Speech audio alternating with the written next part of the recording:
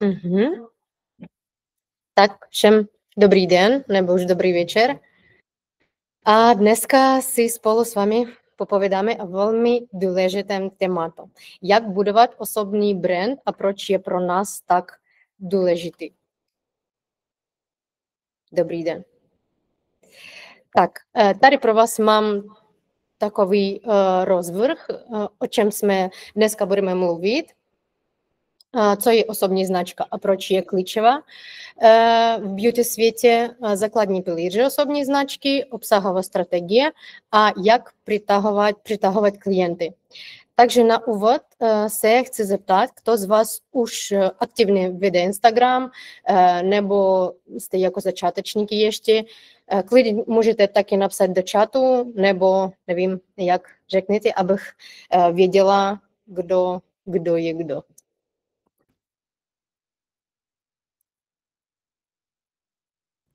Jo, tak jdeme dál. Takže začátečník. Děkuju. Super.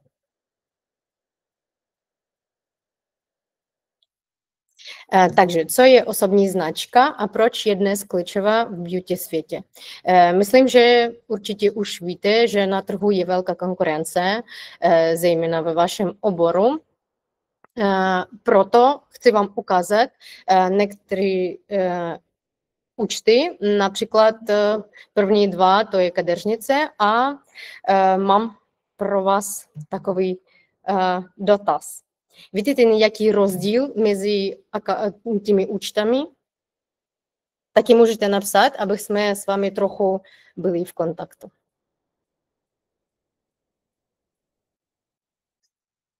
Ne, super. No jo, myslím, že ne, protože já taky bohužel žádný rozdíl tady nevidím. A pokud budete vести svůj Instagram právě tímto způsobem, rozhodně vám nebude nějaký výsledky, jo? Protože tady nic nevidíme jako osobní značku. Takže chci vám říct, že zapamatujte si, lidi si vybírají lidi, nejen služby. Jo, protože dneska je v každém oboru spousta profesionálů. Myslím, že souhlasíte se mnou. A to, čím se opravdu můžete vždycky odlišit, jste vy sami, vaša osobnost. Protože určitě člověko, jako jste vy, na světě už není.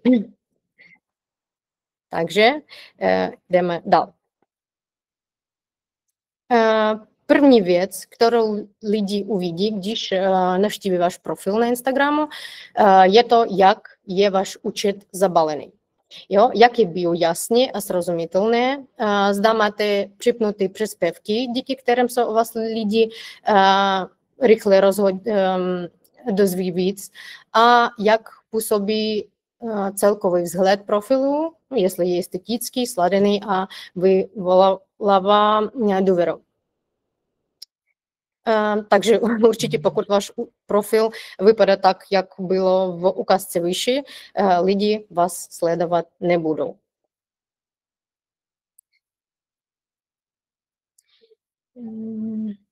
Tak, tady mám pro vás takový příklad, jak by měl účet vypadat.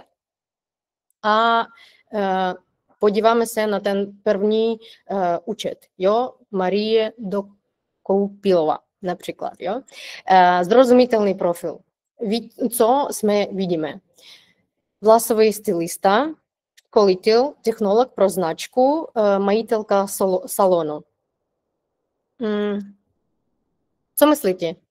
Je to pro vás o něčím jakoby mluví? Rozumíte, co dělá ten člověk? Chci s vámi trochu pomluvit.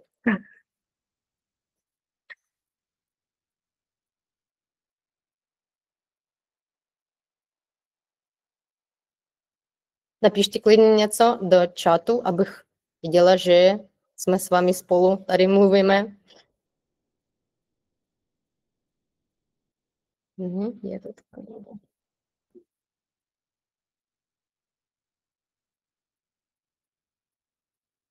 Ano, super. Děkuju. Takže já taky chci vám mluvit, že jo, děkuju. Že to je dost informací na to, abychom si byli jistí profesionalitou tohoto člověka a chtěli se podívat na jeho profil dál. A taky jsme tady s vámi vidíme ty připnuté příspěvky, které nám taky o něčem budou říkat. Taky druhý příklad, kadeřnice Viktoria, co jsme vidíme u ní. Se mnou budeš mít zdravý a hezký blond, šetrně odbarvní od černé, melíř a tak dále. Taky tady vidíme, že tato slečna klade důraz na blond. Teď hned ukazuje své silné stránky. A zároveň jasně vymazuje svou cílovou skupinu. To znamená, že lidi, kteří sní o krásném blond, bez poškozené vlasy, si její profil určitě budou chtít otevřít, jo? Protože ona nám říká, jak ona to může udělat. A ty příspěvky připnuty taky vidíme v její profilu. Myslím, že to taky můžete vidět. A ještě tu pro vás mám vizuál, který má smysl. Jo, co znamená vizuál s myšlenkou? To hlavně je nedělat obsah jenom pro obsah. Jo, vždycky se zamyslete, proč určitou fotku nebo video publikujete a v čem bude pro vaše sledující nějaký smysl nebo čím bude zajímavé. Tak a určitě chci vám řeknout, že nezapomeňte, že lidi hodí na Instagram hlavně vypnout a pobavit se, když je nezajmujete pro 5 vteřin, prostě odscrollují dál. Takže první krok, který určitě musíte pochopit, kdo je vaša cílová skupina. Jestli někdo něco o tom ví, taky prosím vás, napište něco do chatu, abych jsme s vámi trochu mluvili a nebylo to jenom, že mluvím já.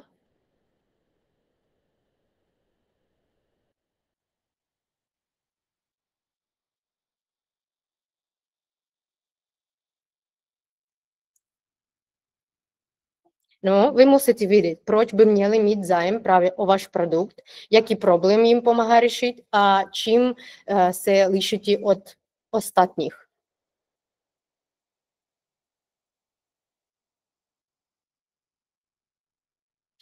Tak, je důležité si uvědomit, že nevím, jestli to opravdu chápete, že cílovka není jen žena ve věku 30 let, jo, protože ženy, jo, ale určitě to není tak hodně, protože to opravdu chci vám říct, že 30letá máma například na mateřské a 30letá podnikatelka, které budují svůj biznes sama, jsou dva úplně odlišné světy. Ale to je ženy například 30 lety.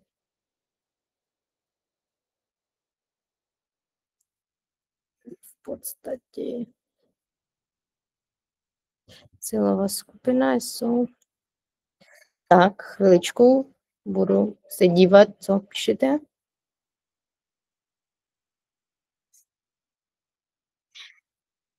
No, to trochu ne. Cílová skupina, odpovídám na vaši otázku. Cílová skupina jsou ty lidi, kteří hledá to, co já nabízím. To tak bohužel nefunguje, protože mělo by to být jakoby naopak. Vy jim musíte říct, co oni potřebují a co pro nich bylo by lépe. Co spadá do kritérií cílové skupiny. Takže, jo, tahle, ano. To je taky otázka pro vás, co vlastně všichni s vámi, vy a já a všichni, co prodáváme. Napište a my o tom promluvíme ještě. Ano, super. To byla první odpověď a byla to úplně správná. Jo, to všichni, jo, jakoby to rozumí, protože je nejdůležitější to pochopit, že neprodáváme jen produkt nebo tam nějaké služby, da? Prodáváme sebevědomí pro váš obor, jo, krásu, například jestli to nějaký na pleť něco, takže čistou pleť. Jo, a když lidem ukazujete, jak oni budou vypadat, jaký budou mít výsledek, tak proto oni budou chtít přijít do vás. Jo, a vy musíte vědět, kdo je vaše cílovka. Souhlasíte, jo, všichni, že prodáváme emoce? Není to produkt nebo služby. Zapamatujte si. Super. Jdeme dál. Takže mám pro vás mám pro vás ještě takový příklad, aby vám bylo lépe jakoby rozumět, proč to určitě musíme vědět. Například laserová epilace. Ten super nejčistější obrázek, který oni všichni mají, fotka například s květinami. A určitě nemůžu říct, jaký má smysl. Možná někdo z vás ví, jaký má smysl taková nebo něco podobného fotka pro účet laserové epilace. Máte nějaký nápad možná?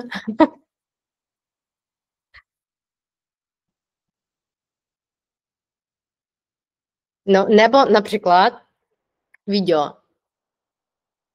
No, myslím, že možná, že nohy pak budou jemné jako ta květinka. To myslím, že oni přemýšleli o tom, když to dávali na Instagram, ale určitě, když jsme vidíme něco takového, nemáme jakoby cíl přijít do toho salonu. Něco ženského. No to jo, ale jakoby chci vám říct, že to prodává. Jo, ale úplně z toho nic moc nepochopíš. To je přesně to, o čem chci vám říct. Da? Nebo video, kde jen vidíme, jak někdo přijíždí přístrojem po nozi. Myslím, že to taky vidíte často v těch akauntech, účtech laserové epilace. Jo, a to jakoby taky nám nic neříká. Takže a jak si myslíte, co by chtěla bych vidět pracovný? Určitě. To moja otázka, co by v takovém profilu měla být, aby opravdu zaujal sledujících nebo žen. Jaký obsah a o čem by to mohlo být? Výsledek to ano. A ještě něco? Do a po, no to před a po, to určitě to i je výsledek, můžeme říct.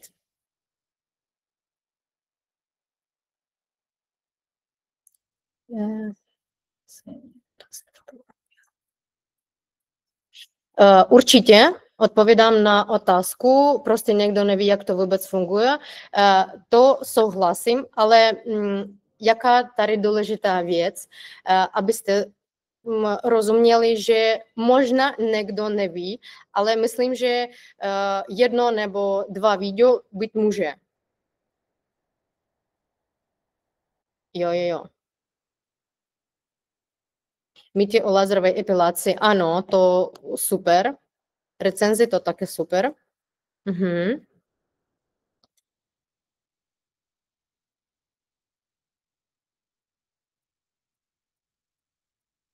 Ano, super, expertní myšlenku. Takže souhlasím s vámi a ještě chci, ještě čtu chvíličku.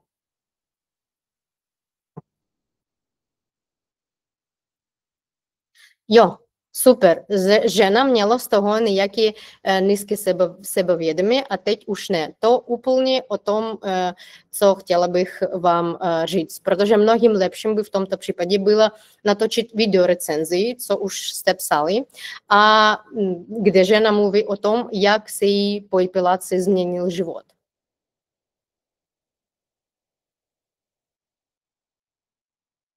Protože já jsem taky tu epilaci udělala a opravdu vím, že to mění život. Takže nebo vytvořit krátký takový video ze života, v kterém se vaše sledující pozná.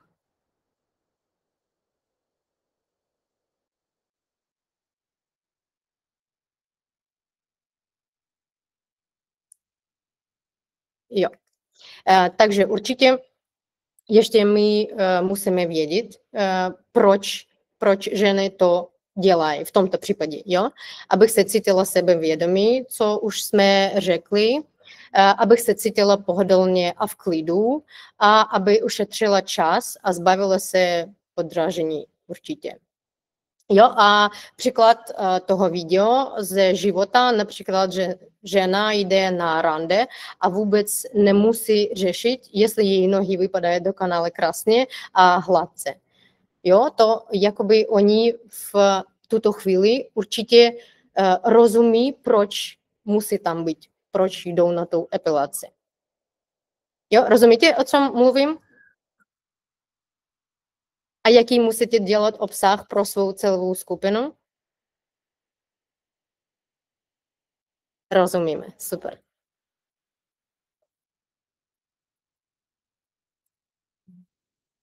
Takže jdeme dál. Když už přesně víte, kdo je vaša cílovka, a mnohem lépe chápete, jaký obsah máte tvořit. A teď ještě trochu probereme ty formáty obsahu. Myslím, že už něco víte, protože už vedete svůj účet a máme zabavný, interaktivní, osobní a odborný, prodejný. Jo, osobní ten obsah je o vašem životě, každodenní rutině a zákulisí například vaší práce. Profesionální nebo odborný obsah, výsledky vaší práce, recenzi klientů a například užitečné video nebo tipy.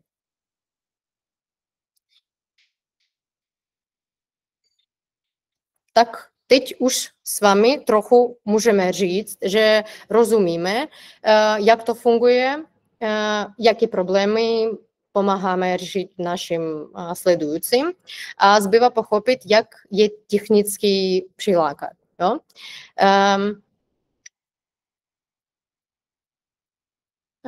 Nebo vždycky se musím to rozdělit. To je otázka k čemu. Ještě jednou, prosím.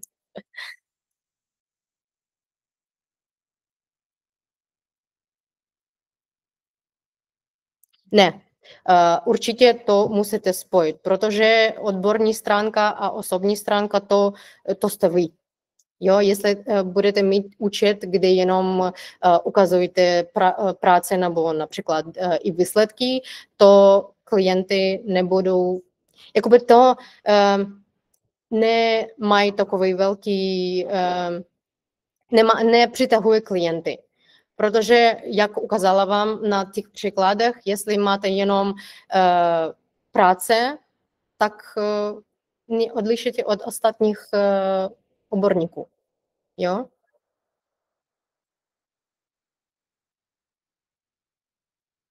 Tak, tady ještě máme technicky, jak to technicky přilákat. Jo? Můžeme udělat to placeně pomocí reklamy nebo zdarma. Jo, pomocí kvalitního a kreativního obsahu. Nevím, jestli už někdo z vás pracoval s targetem, reklamou, ale dneska o tom mluvit nebudeme. Budeme mluvit o jedním z hlavnějších způsobů neplacené propagaci. Myslím, že to už taky víte, jsou Reels. pomocí našich formátů obsahu, které jsme s vámi už probrali, humor, osobnost, odbornost, užitek, přitahujeme lidi do našeho blogu. Jo? A pak je naším úkolem jim prodat. A nejlepší už se to dělá ve stories. Takže rozumíme, že Reels nám přitahuje klientů, lidí do blogu a už prodáváme ve stories.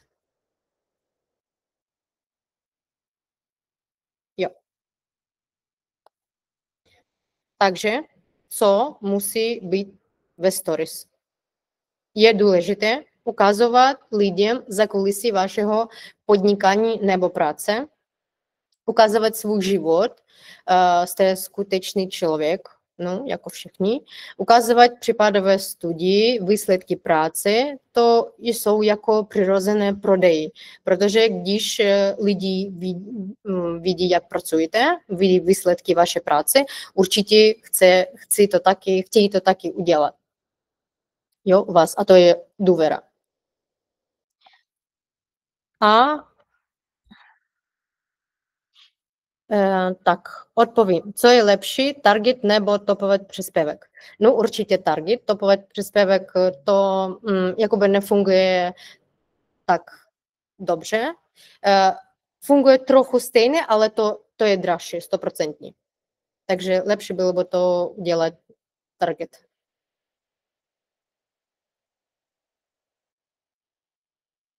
Ale opravdu chci, abych všichni jste zrozuměli, že target to je jako už druhá věc. Poprvé musíte udělat svůj účet, abych lidi opravdu chtěli něco koupit. Protože když budete dávat ten target nebo pracovat s blogerkama například, tak ztratíte hodně peněz a nebudete mít dobrý výsledek, protože váš účet nezabalený.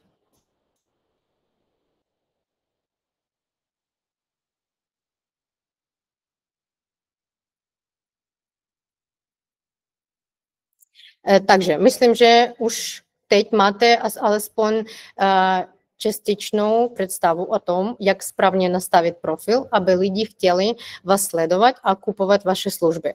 A pokud uděláte analýzu své cílové skupiny a budete tvořit obsah, který řeší jejich problémy velmi rychle, uvidíte ten výsledek.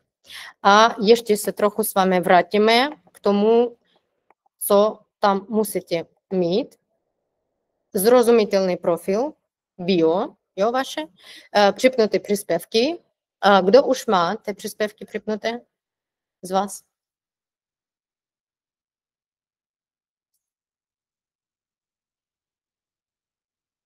Mám, no super. Někdy ještě má, nebo ne?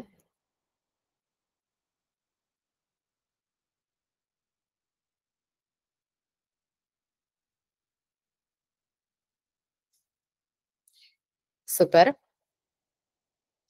Super. No, jste už hodně víte. Jo, a vizuál, který má smysl. O tom taky prosím přemýšlet, protože to je opravdu důležité. Abych neudělali ten obsah jenom proto, že chci něco dneska udělat a dám tu fotku a nemá v ní nějaký smysl. Jo? Myslíte o tom.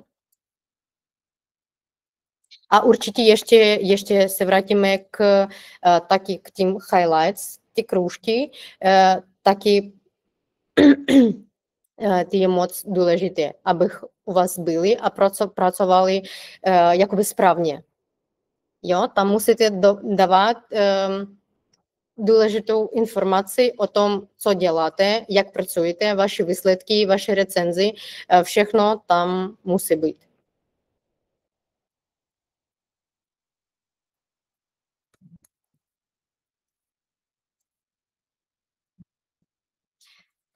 Tak.